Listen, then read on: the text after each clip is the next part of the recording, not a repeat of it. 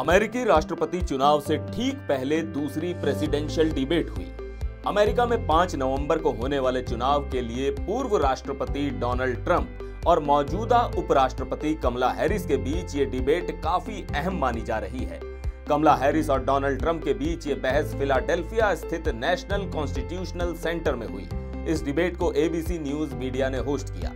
बहस के दौरान वैश्विक अशांति, खासकर इजराइल हमास युद्ध को लेकर दोनों का नजरिया जानने की कोशिश की गई। कौन किस पर भारी पड़ा, ये पूरा वीडियो देखने के बाद जरूर बताइएगा।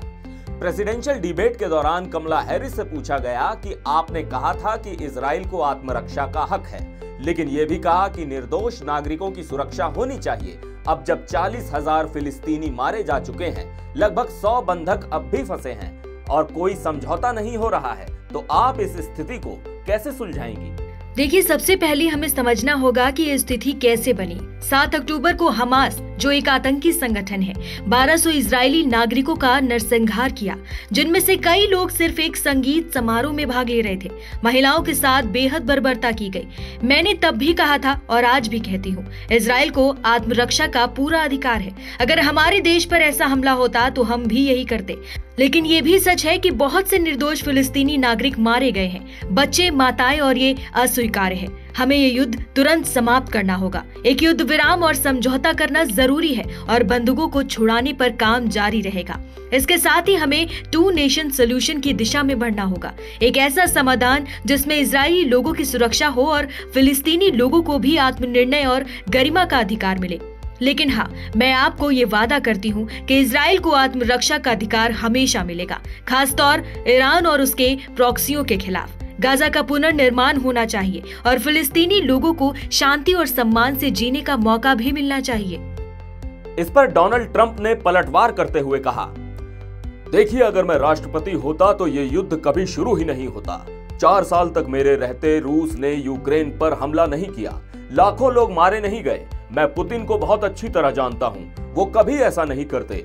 अब जब कमला इजराइल की बात कर रही हैं, तो वो इजराइल से नफरत करती हैं। नेतन्याहू जब कांग्रेस में महत्वपूर्ण भाषण देने आए थे, तो कमला उनसे मिलने तक नहीं गई।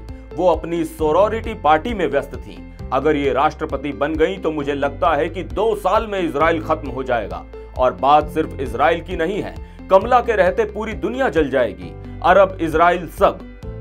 जब मैं राष्ट्रपति था, ईरान पूरी तरह से कंगाल था। मेरे लगाए प्रतिबंधों के कारण उनके पास हमास या हिजबुल्लाह को देने के लिए पैसा नहीं था। लेकिन अब बाइडेन प्रशासन ने सारे प्रतिबंध हटा लिए और ईरान के पास $300 अरब आ गए हैं। अब वो पैसों का इस्तेमाल आतंकवाद फैलाने में कर रहे हैं। देखिए, हमन में यूती क्या कर रहे हैं, पूरे मध्य पूर्व में क्या हो रहा है। ये सब मेरी सत्ता में कभी नहीं होता। मैं इसे तुरंत हल कर देता और यूक्रेन रूस की लड़ाई भी खत्म कर देता, और वो भी राष्ट्रपति बनने से पहले। ट्रंप के जवाब पर कमला भी चुप रहने वाली नहीं थी। कमला ने इस बार ट्रंप को मुंहतोड़ जवाब देते हुए क्या कहा, अब ये भी जान लीजिए। ये बिल्कुल गलत है। मेरा पूरा करियर, मेरी पूरी जिंदगी इजराइल और वहां के लोगों का समर्थन करती आई है।